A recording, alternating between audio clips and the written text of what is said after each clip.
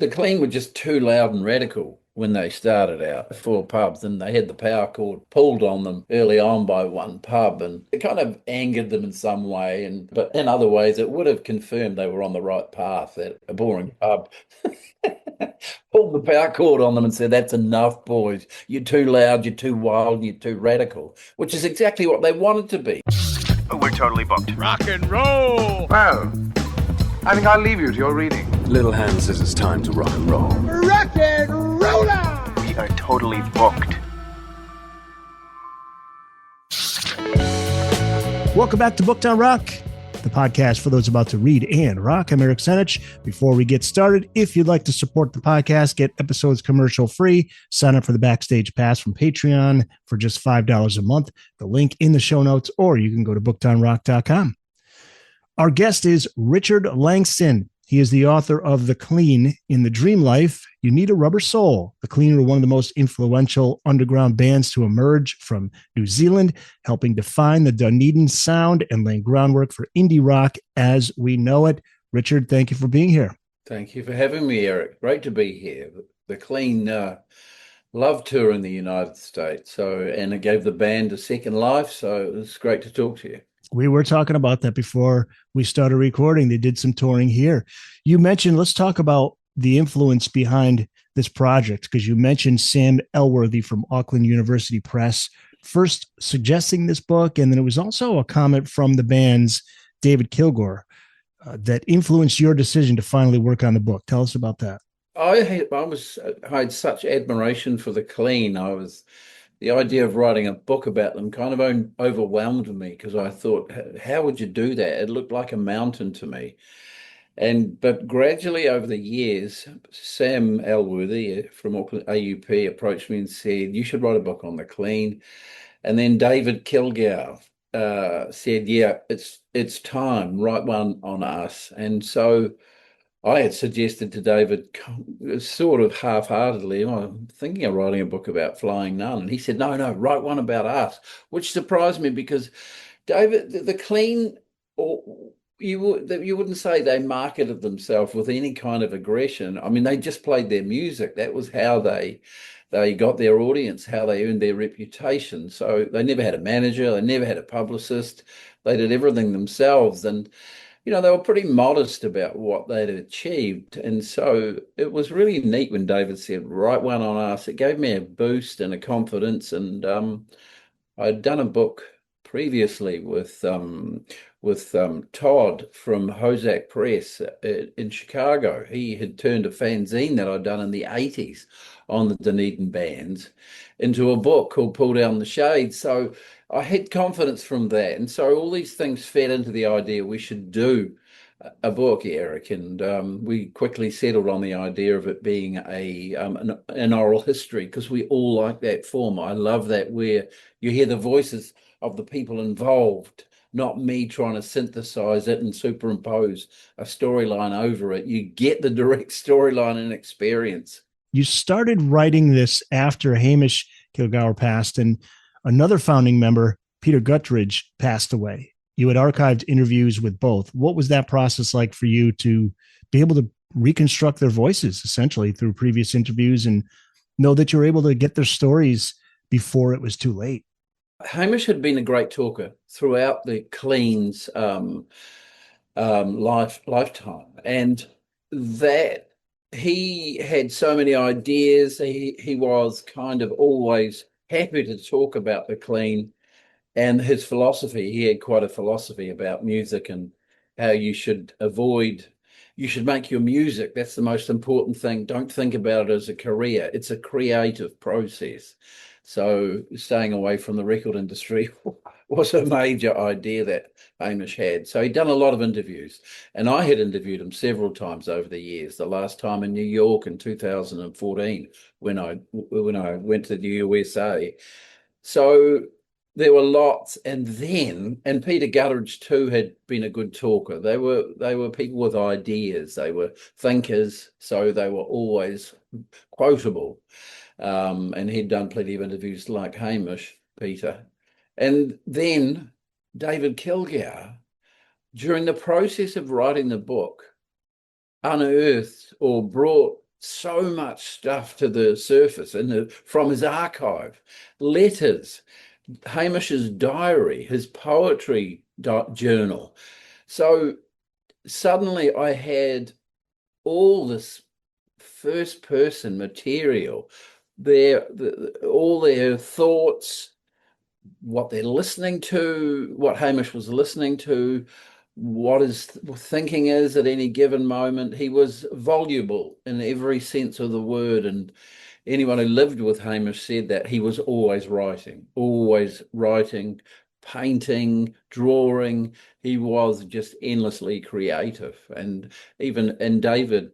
So I was slightly worried, Eric, that Hamish had given his blessing to the book, and I was slightly worried we wouldn't have enough of his voice, but in the end, we got plenty of it. And I think, he's such a strong presence in the band and such a strong presence in the book. And so Peter's appearance in the book is less, but he's there more or less throughout the story. So he again, he's a strong creative presence. And Peter Gutteridge and David Kilgour were making music together right until the end, up until 2014. Peter sort of needed music for his own mental health, and he would play these minimalist piano pieces at David's place. He would come around, they would get stoned, and Peter would start on the piano, and David would accompany him on the guitar and record him. So they were great friends, even though they would have times when they needed just space from each other, because these are creative people, so they Sure. and they're strong personalities with strong beliefs. So for those listeners and viewers who may be hearing of the Clean for the first time, how would you describe their sound, and why are they so influential to the indie rock explosion that came after them? they have so many strings to their bow, in that they made straight garage pop in their first single, Tally Ho. They made absurdist pop with a song like Beatnik.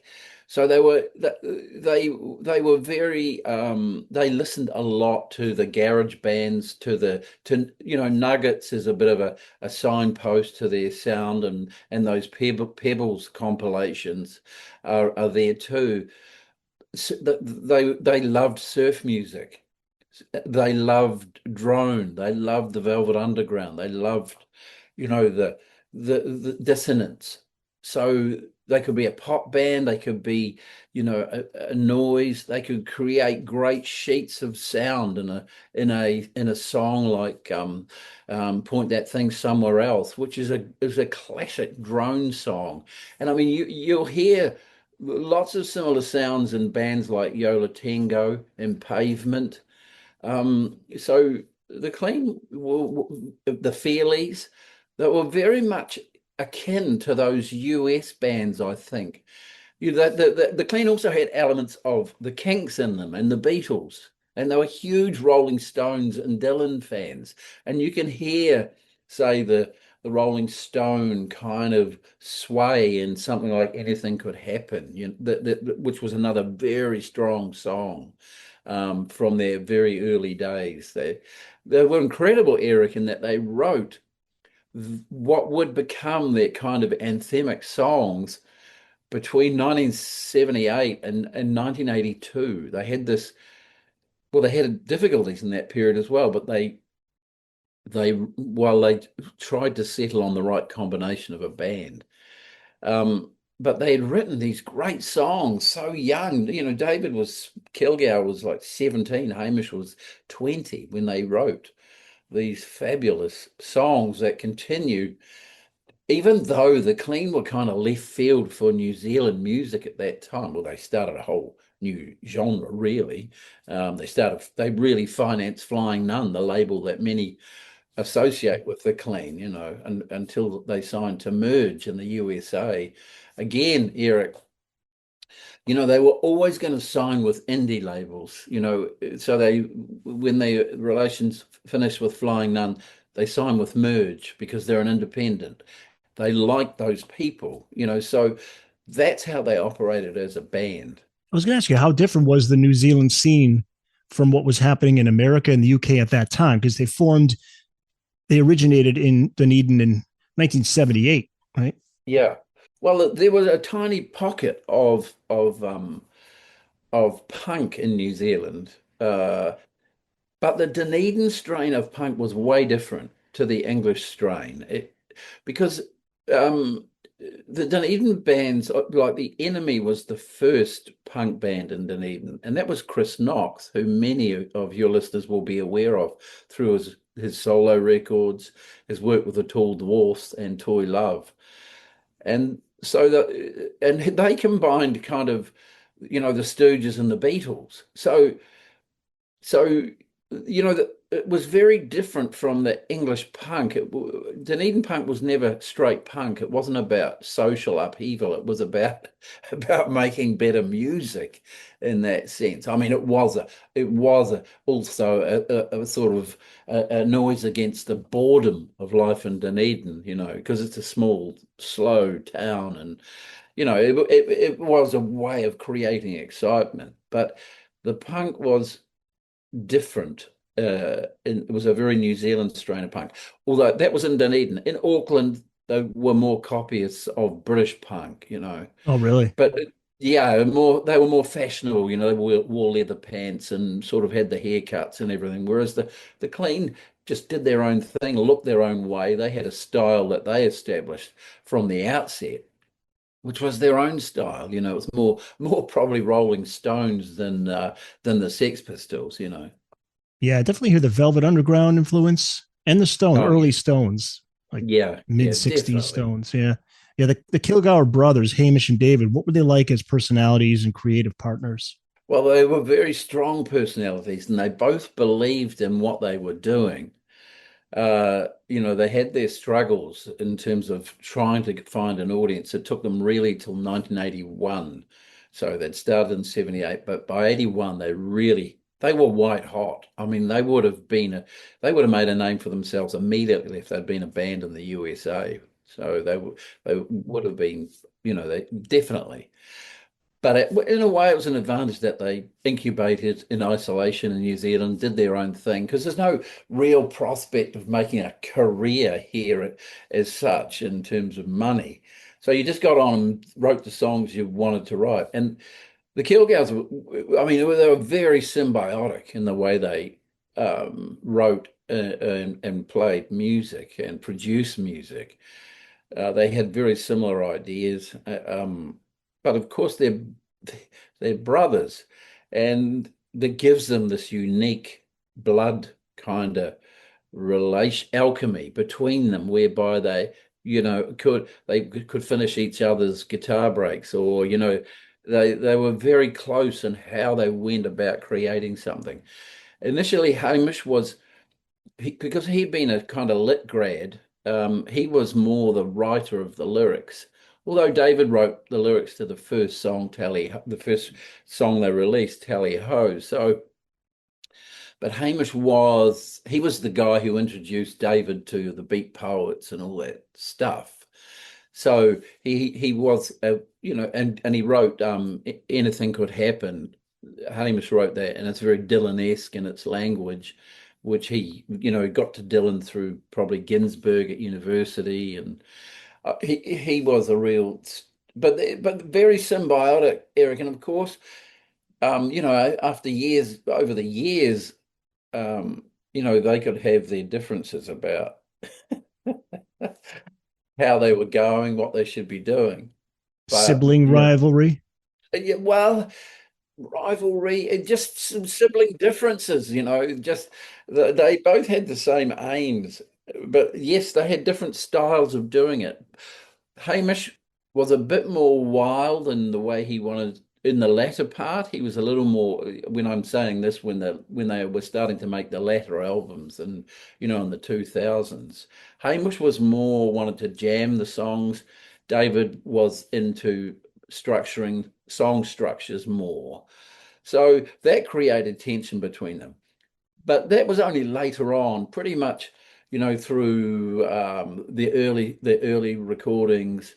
their first album, Vehicle, in '89, modern rock, unknown country, Getaway. They were really working together really well. I mean, they always had their differences.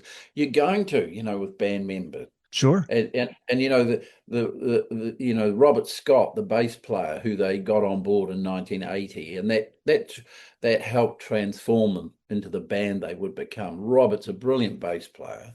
Yeah, I was going to ask about him. He comes across as an incredibly artistic and musical guy. Oh yeah, incredible. Look, he's a very modest guy, Robert, and he doesn't say much, but the Robert and David played with a young drummer at the launch of our book, the Clean book. And Robert's bass playing is so propulsive, it just sets a song going, and so David's got all this room to work. So and Bob became a very good songwriter himself and developed. And the Kilgours were tough on Robert by their own admission. They were they were demanding of him. But Bob was a genius in that he never took sides when the brothers were in dispute. So he was kind of like this UN police officer who would step back and try and maintain the peace. So, and he's just so musical, Bob, and it's easy to underrate Bob, but man, the guy's written thousands of songs, and many of your listeners probably know the Bats, his other formidable band. So yeah. So what a combination, the three of them, and what they could do was magic. You mentioned Flying Nun label. Let's get into that a little bit more. The band has been described as the most influential band to come from the Flying Nun label. Give us the backstory of that label and why that's important to the Clean story. Yeah, well, it was very important. So Roger Shepherd, he was working as a record store manager, and he had the idea.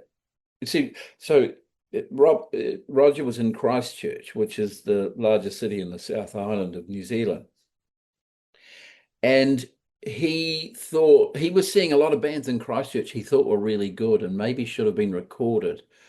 But they never got recorded. Bands like The Vacuum, which was Bill Doreen, who's a major figure in New Zealand underground music as well. He's got a band called The Builders. And Roger was a music fan. He'd missed them being recorded.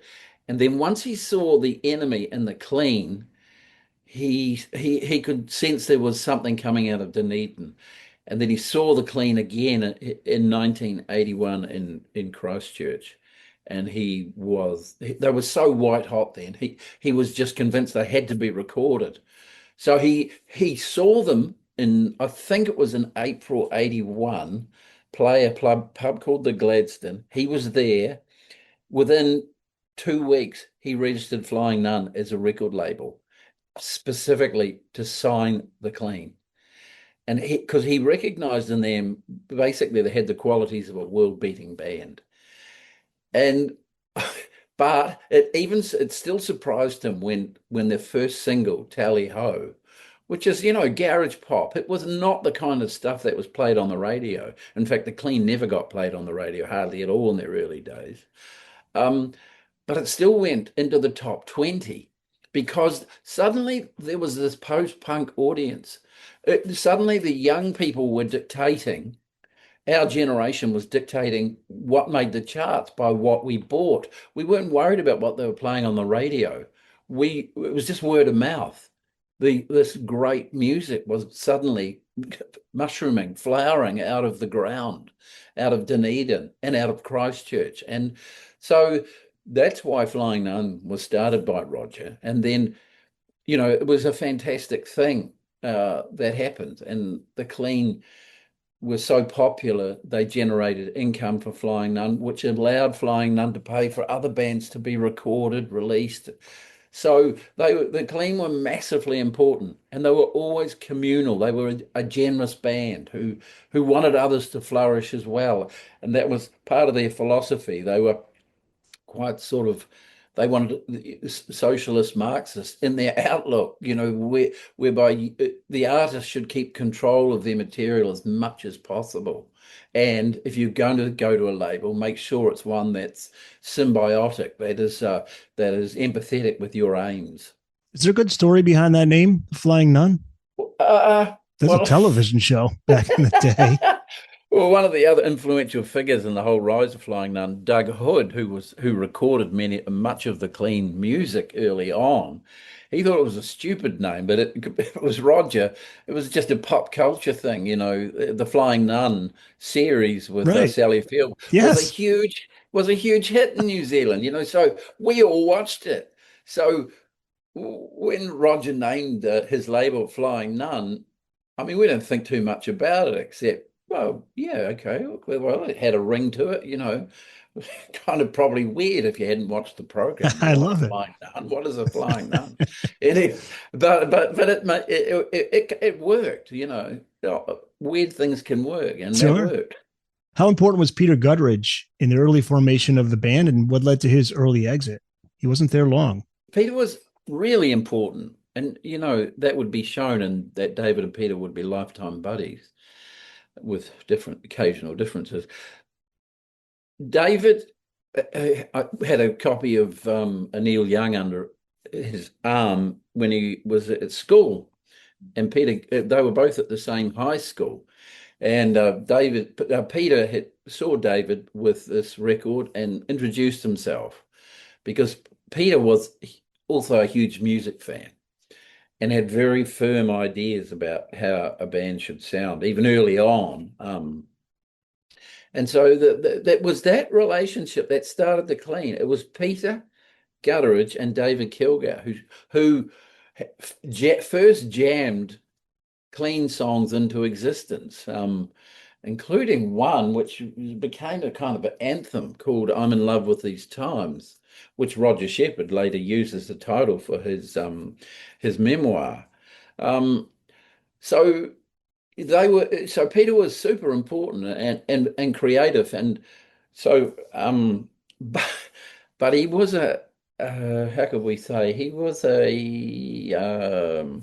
not he might have been an erratic character. Early on he certainly wasn't as committed to his bass playing as the Kilgours were to their guitar and drum playing. They were really obsessed with getting better, writing better songs. And Peter's attitude was maybe not the same. And so when it's stranger, they played a blindingly great gig at a high school, and Martin Phillips from the Chills organized that gig. It was a lunchtime gig, and this was April 1979, and they played this amazing gig, and Peter was there, Hamish and David, and within a week they kicked him out of the band because they just didn't think his playing was up to it. Those days, though, the band's playing gigs at local schools, a lunchtime show. I mean, that's something in the States they did too. Well, the Clean's earliest gigs were in halls, because community halls, that's where the whole Dunedin sound, the whole scene flourished, because they were too young to go into pubs. And also the pubs, which were the main music venues at that time, really just wanted cover bands. They just wanted, staid kind of rock of the times. Well, that was not what become the Flying Nun bands were about. They were about creativity, writing great songs, being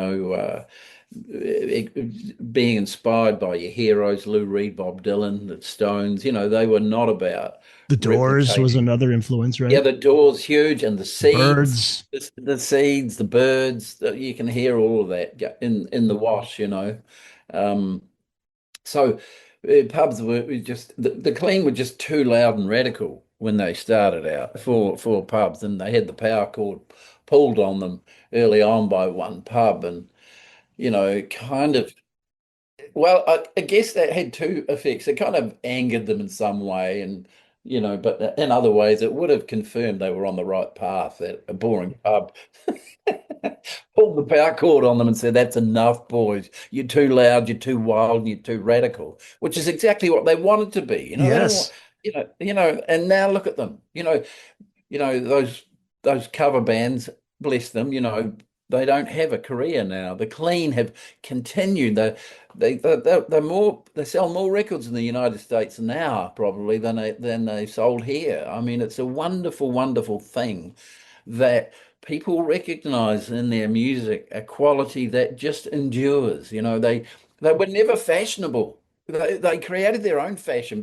Here they were melding the 60s and 70s to the energy of punk rock, So and even then the music they liked from the 60s and 70s was always more left field stuff. They liked a lot of psychedelia and Love and all the bands that are now regarded as the classics, but maybe people at that time didn't recognize so well.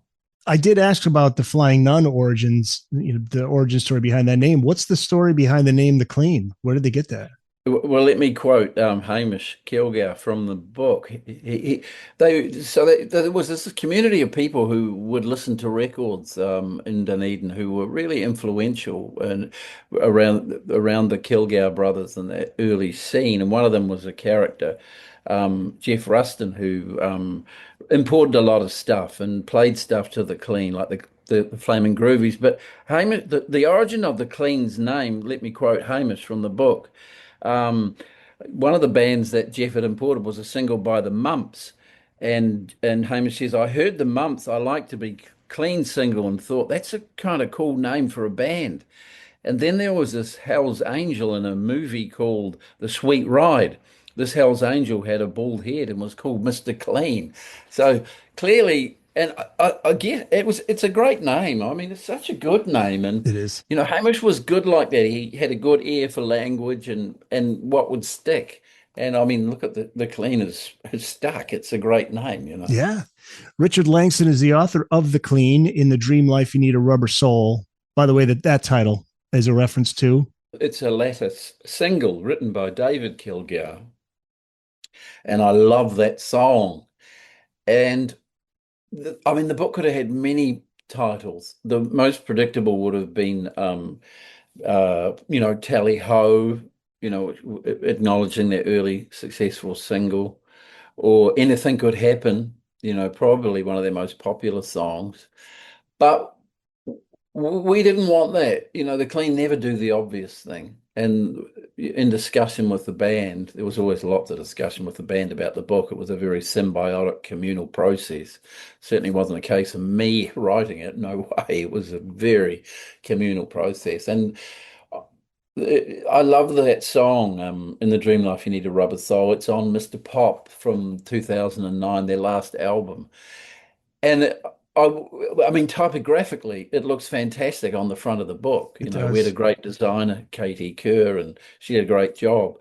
And it really maximizes the fact that the Clean were an art band. The book stands out in bookshops. It just looks great. In the Dream Life, You Need a Rubber Soul. It's a kind of mysterious what it could possibly mean. I mean, it might be a poke in the eye of the boring middle class life about how you have to compromise all the time, so, or any, and it's a magic single. And I wanted to remind people, or maybe intrigue people who didn't know the Clean's music, that, they were writing songs, great songs, right up until the end. They were across 35 years, more or less. And so, but they're well known for their early material. And I just wanted people to be reminded that they did a lot more than those first kind of foundation songs. They did, they had 5 albums and so many great live shows. My God, a live band, as anyone who saw them will attest, they simply took on a whole new level of creativity. And, the Velvet Underground clearly an influence, and just, extemporizing more like a jazz band than a rock band. You never knew where they were going to go, and sometimes neither did the bass player Robert Scott, who would hold the line of the song while the Kilgour brothers were jazzing off in all kinds of directions. I mean, David's a mercurial, creative guitar player. Hamish also, a very by-feel drummer, and so they would create this kind of metallic magic when they played live. I just, they were just, oh man, they went to another level, Eric. It was just glorious. Find the Booked on Rock website at bookedonrock.com. There you can find all the back episodes of the show, the latest episode in video and audio, links to all of the platforms where you can listen to the podcast, plus all the social media platforms. We're on Blue Sky, Facebook, Instagram, TikTok, and X. Also, check out the Booked on Rock blog, find your local independent bookstore, find out all the latest hot rock book releases, and before you go, check out the Booked on Rock online store. Pick up some Booked on Rock merch. It's all at bookedonrock.com. There is a great story in the book about a studio telling them they had no commercial potential. Then that was proven wrong with their 81 single, Tally Ho, number 19 in New Zealand. And it was Flying Nun's first hit. It cost just $50 to record, and that's become legend. How did that song come together? Well, they were still writing it. David was still writing it right up until they recorded it. He hadn't finished the lyric. On the Saturday night, he played at the pub. They recorded it on the Monday. And on the Saturday night, he's kind of mumbling some part of the lyric because he hasn't finished it. He and Martin Phillips from the Chills worked on it and finished it for the recording. But the absolutely catchy, hummable keyboard riff was written by Robert Scott on his parents' piano in Christmas 1980. And they played it for the first time in February 1981 at a university hop gig in Dunedin. And they played it a few more times, and it was kind of catchy. The audience noted it, and that's why they recorded it as their first single. But it was done in classic clean style, fast. Was recorded in very little time in an unusual studio in Christchurch, which was basically a guy's lounge studio, so not a flash studio by any means. I mean, the Cleans knew from the outset how they wanted to sound. They'd recorded themselves on a 2-track in 1980, in the summer of 1980, and so they knew how to record themselves, but they thought for a single for the Flying Nun, maybe they needed to go somewhere slightly more sophisticated, but it turned out to be, not exactly state-of-the-art studio, but they still achieved a great sound. I remember at the time, Eric, because I had seen them on that Saturday night play, and they were like, wow, a wall of noise and pop and just fabulous. And when we got the single, I do remember thinking, oh, this isn't quite the band I know, I mean, no single can represent all sides of a band, but it just didn't have the power that you're associated the Clean with. But of course, as the years have gone on, we all love it. Of course, it's just if you are a fan of Question Mark and the Mysterians, 96 Tears, you'll immediately recognize a kindred spirit, in that song. Yeah, you mentioned Martin Phillips. He wasn't an official core member of the Clean, but he was an important figure in their orbit and the broader story. Talk about how he entered the story of the Clean and his importance.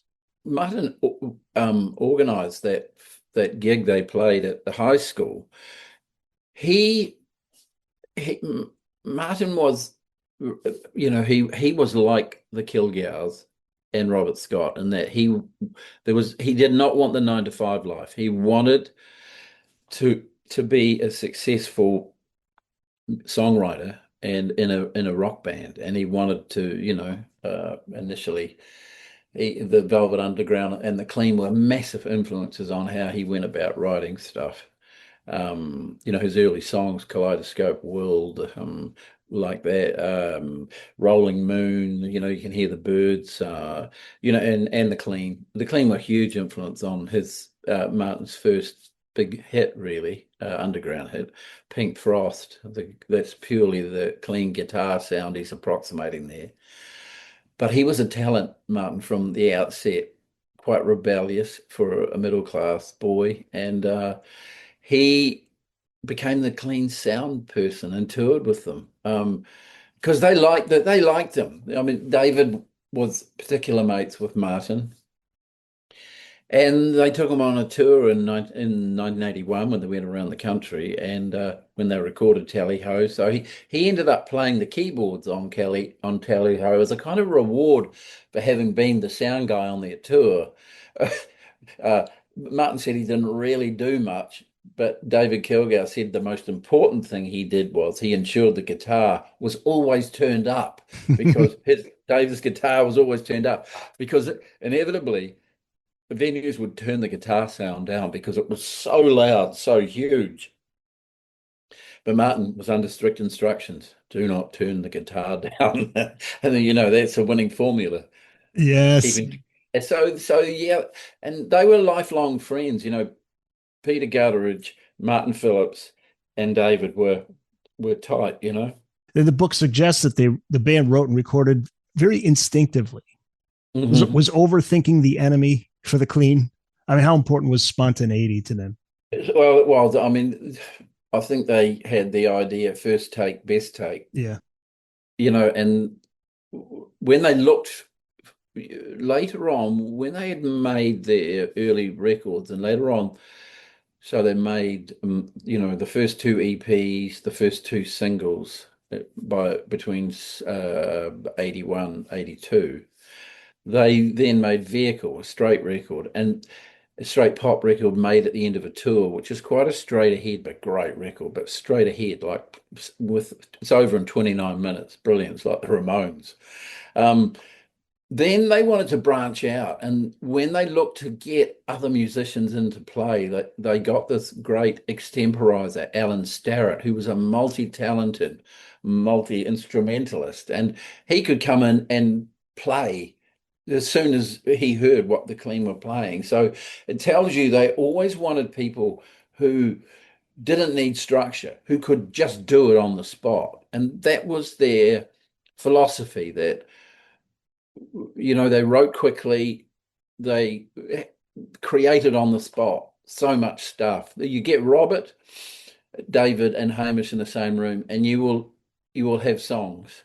That's the way it worked for most of their career. It was only in the latter part, when Hamish did have some different ideas that didn't necessarily gel with David and about how to make the records, that it became less than ideal. But otherwise, it had been very much a chemical process between them, that it just worked. They were the perfect combination: drums, bass, guitar.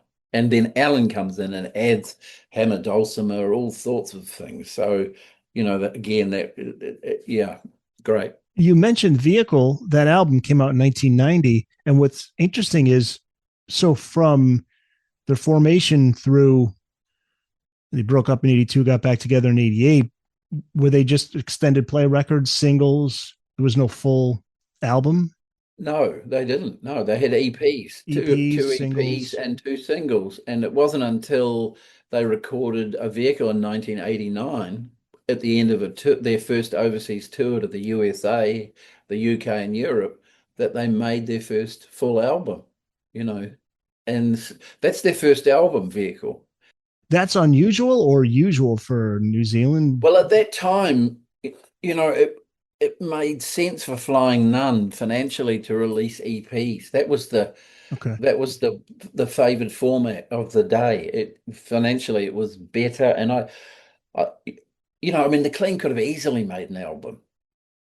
Easily. Right. Plenty of songs. But it worked to make EPs, get them out, get it 6-song, 7-song EPs and release them. It just worked. That's what Flying Nun based itself on in those early days. And, it was bands all produced an EP before, or a single, before they made an album. Right. Boodle, 1981. Yep. Great Sounds Great, 1982. And Getting Older, the single, was also 1982. That's on some days, that's just my favorite Clean song. I love that record because it's where they married the garage to Phil Spector. the symphonic, it's got lots of sounds in it you can't explain. And they love dissonance. And there's Robert Scott playing a sort of sad trumpet line into the cavern of a piano. Again, you see, that's just improvisation, that they decided the trumpet sounded better played into the cavern of a piano. It's typical of them. Why did the Clean break up in 82, just as the momentum seemed to be building? I think that was largely driven by David, I think. But Hamish also, they had this idea that, well, they got too popular in a way, and they wanted to make music, but they didn't necessarily want to be publicly recognized and have people sing their lyrics when they passed them in the street, which was kind of what was happening. But there were other factors involved too. David had been, he says in the book, he needed a break from being with Hamish, who's his older brother and kind of a father figure as well, because his own father was, unwell for periods of his life. So, it was a pretty intense relationship. For 4 years, David had left school and been in the Clean, and I think he just needed some space. And although, so he gets the space, they finish the Clean, which shocked everybody. We were, oh no, you're kidding, we've lost our great band. What's happened? But in fact, over the long term, we look back now and know it was a good move, because it would establish a pattern where they would come together, tour, make a record, and then disband again. And they did that right up until they made Mr. Pop in 2009. Well, made it in 2007 and 8, released in 2009. Interesting. Like psychologically, they felt like, yeah, they just needed a break.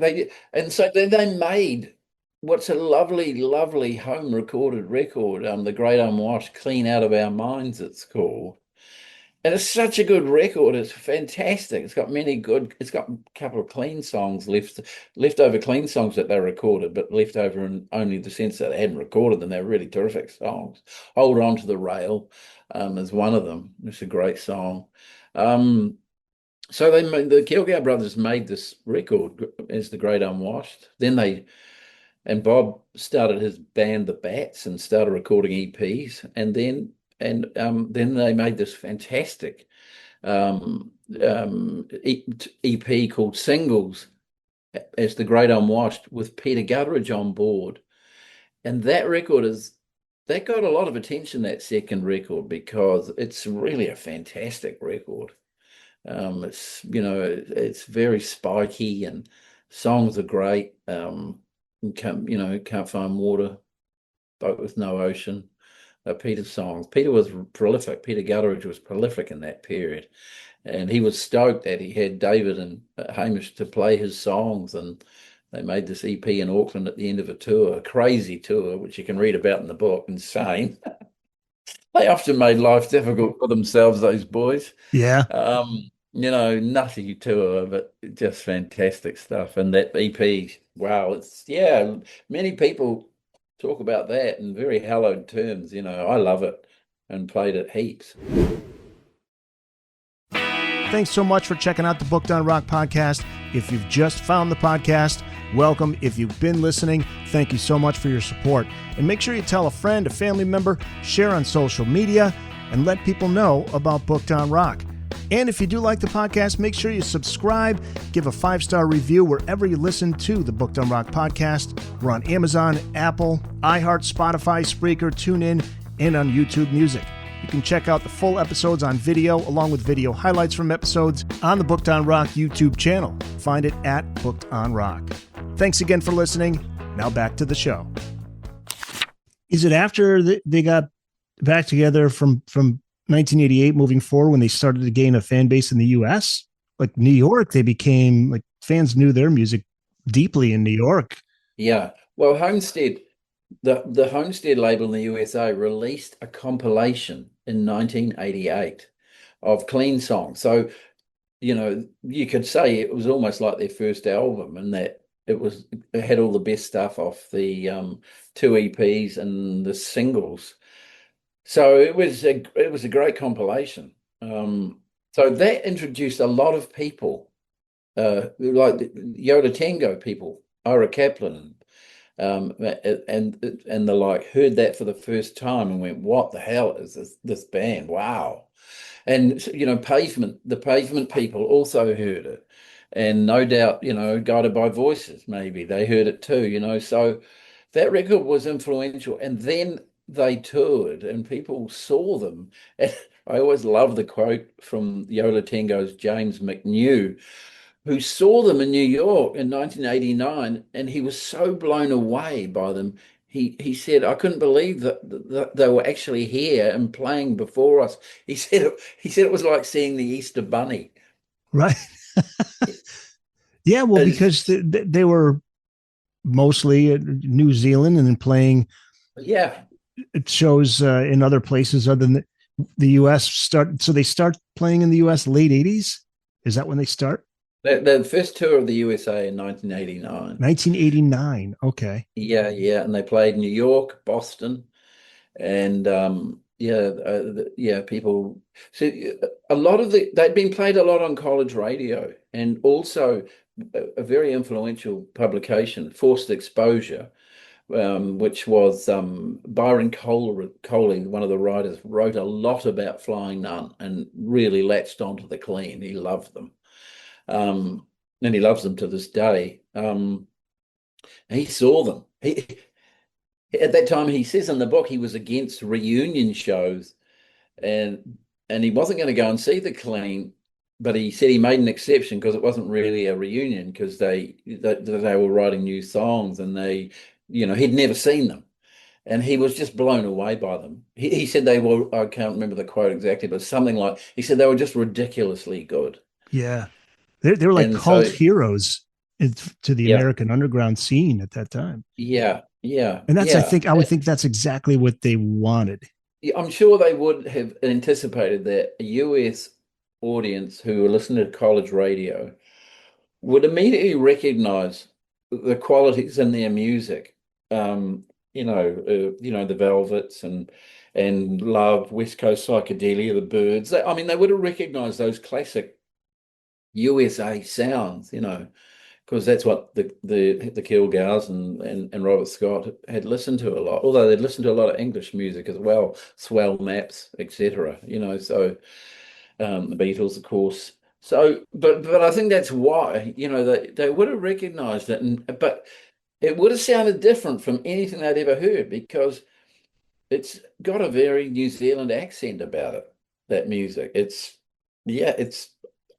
For me, it was the most New Zealand music I'd heard as a Pākehā New Zealander. If you're Māori New Zealander, you're what you would regard as the sound of this country would be a very different thing. But for me as a Pākehā, growing up in New Zealand, when I saw the Clean, I thought, okay, that's it. We have this band that is ours, and that is just fantastic. And those things came together and kind of made us happier to be here, to be honest, because New Zealand could be a pretty backward place in many respects, but suddenly we had this band that was just world-beatingly exciting, and it was the sound of us. That I still think they have quite a New Zealand accent, and of course Hamish Kilgour would sing some of those songs like Side On in a kind of mock New Zealand accent, because that song's a kind of mocking New Zealand's just going with the flow, just our slackness, and Yeah. actually, part of Dead End, just not really celebrating our culture, being a bit down on ourselves, and just taking the easy way, not something about, what does it say, father and mother, bread and butter. It's just taking the easy, boring suburban life, and that song was kicking against it, so he sang in this New Zealand accent, which I always loved. The book, it doesn't shy away from Peter Guttridge's long struggles with addiction. There is something moving about the fact that he found a degree of recovery later in life. He sadly passed in 2014. Hamish also sadly passed in 2022. How should those two guys be remembered? To me, that they should be remembered for the honesty of their expression. They expressed what it was to be human, emotionally. They wrote about their fears, their loves, their difficulties. So they were artists in the true sense that their human expression was really important to them. That you communicate a truth without being too highfalutin about it. But you try and write a song that's honest, and that's why I think their songs will always resonate, because people recognize that someone's trying to communicate to them, and they're writing an honest lyric that's talking about the human condition. Often, Peter wrote a beautiful song called "Universe of Love," one of his latter solo recordings, absolutely beautiful. And I mean, Hamish, um, even a straightforward little song like "Someone" off Vehicle, it's about always trying to find someone to love. So without being really, bald about it, they were good writers who really thought long and hard about what they wanted to convey in their lyrics. So that also gives their songs, longevity. Did the band effectively come to an end in 2022 after Hamish passed? Yeah, I mean, yeah, those latter years were difficult, and for the brothers to record anything. So yeah, I mean but there was always the prospect they might do something else, because that's the way they were, and something might have happened. They actually tried to make another record in 2012, during just post the earthquakes in Christchurch. And I've heard some of it, and there's something was going on that was good, but it just didn't. They didn't get it. They never completed the song. So they did have a last recording session, but it didn't quite work out. So it's never going to see the light of day. But hopefully, they will put out a live album, because really that should be done. I think it'd be one of the few things that would justify a double live album, and one day I hope Merge will do that, because honestly, I had the pleasure of re-listening to or hearing for the first time a lot of their live tapes from 1981 at the Gladstone. There's one that's just, you could just release it, and one of the interviewees in the book says, yeah, in 81 they could have just released that. Is it off the soundboard recording? Off the soundboard. It's Paul Keane, who was a great friend of theirs, recorded it at the pub. That actually they took one song off it, Platypus, and it was the B-side of Tally Ho.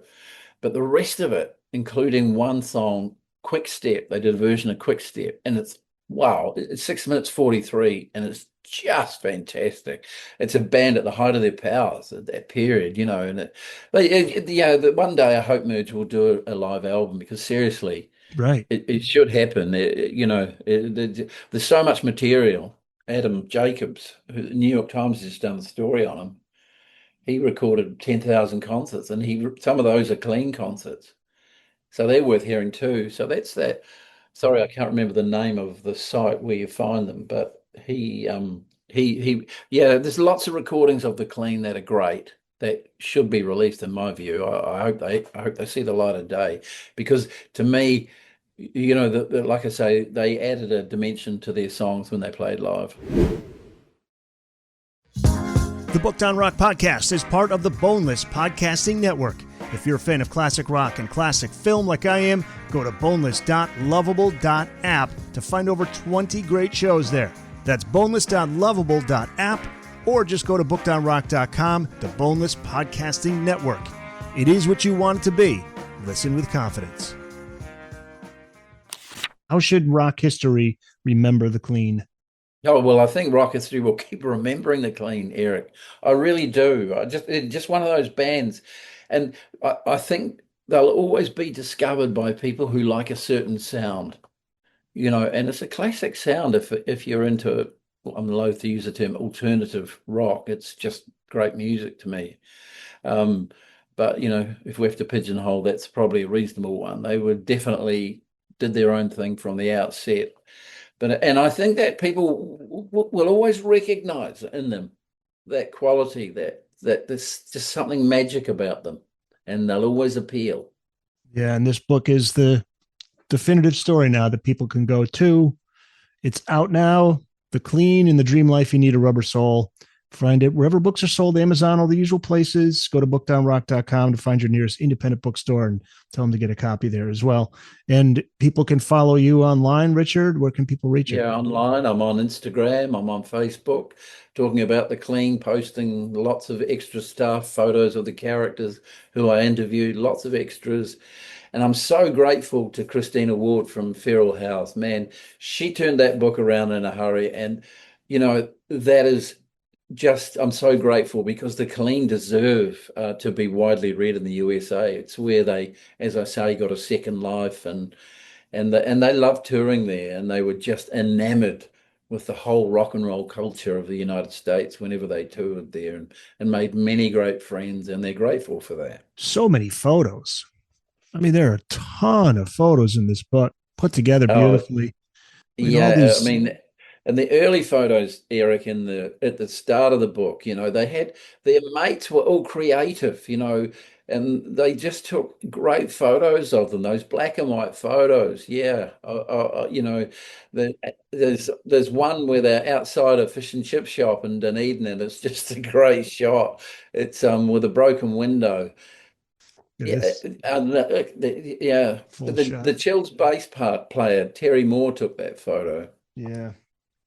And their friend Craig McNabb, who he photographed them on and off for 30 odd years. He took great pictures of them. Look at this, just gives you the vibe right here. The Enemy Practice Room gig, 1978, with Chris Moody leaning on post. Yeah. His left, Hamish Kilgour, Miles White, and Doug Hood. But that just tells you the scene back then, Yeah. If you flick back a few pages, Eric, you'll see the early black and white double page spreads that were taken. These were pictures by their mate Craig McNabb, and he. We're talking about these ones here. Yeah. Look at that. I mean, that's cool. just so cool. They've got a look there, street cool, I would call it, op shop cool. Yeah, hanging out outside the. It's like a deli or something. I mean, a book on The Clean had to look great, because they always look great as a band. Yeah, they just look cool. Yeah, they unassuming, cool. Yeah, that's right. So many great pictures. Richard Langston, man, this was great. Thank you so much for coming on, and all the best with the book. It is out now, so people go out and get it. And this, I was introduced to The Clean because of this book. Getting ready to interview him, let's give him a listen. So you got a new fan. You got a new Clean fan. I'm stoked about that, Eric, and thanks so much for having me on. I love The Clean. I love talking about them. So thank you.